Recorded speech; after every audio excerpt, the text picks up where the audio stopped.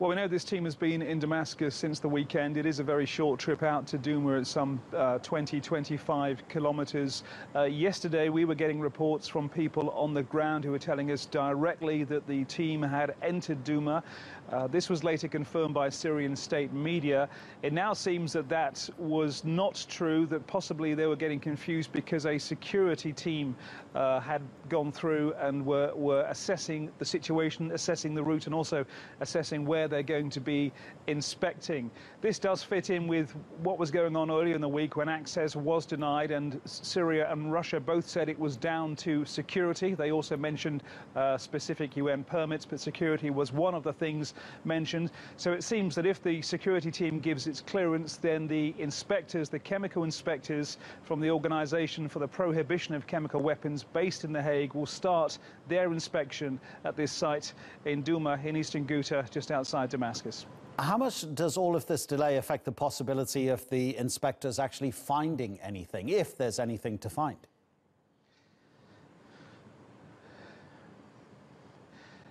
Well, exactly. It really does depend on the chemical agents. We understand if there was any used, exactly what they were.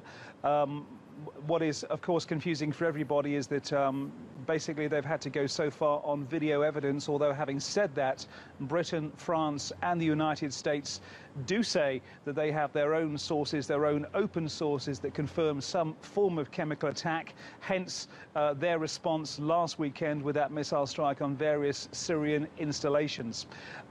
It is somewhat confusing. It could well be that a lot has been dissipated. There are also allegations that the site has been tampered with. Bear in mind that this site is one that is now back under Russian and Syrian control. It was the last rebel-held stronghold close to Damascus. It's been under the regime control for the last 6 days.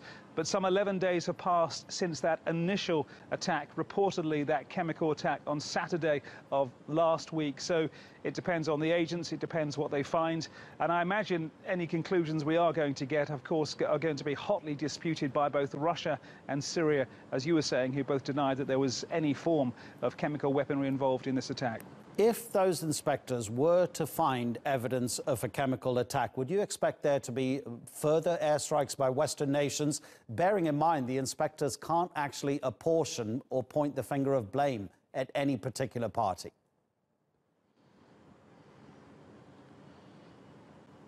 Well, that's a good point. Finding the actual chemical compounds is one thing. Finding the evidence, deciding who put it there is another matter altogether.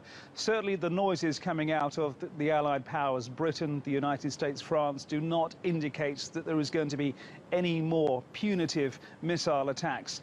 And essentially, in comparison to previous American attacks in this region, it was a punitive strike. It was purely at chemical-based areas, a laboratory in Basra outside Damascus, another location north of Homs. It wasn't aimed at unsettling the Assad regime remotely. So it does seem unlikely, even if there is some form of conclusion, that it's going to lead to any more missile strikes by Britain, the United States and France.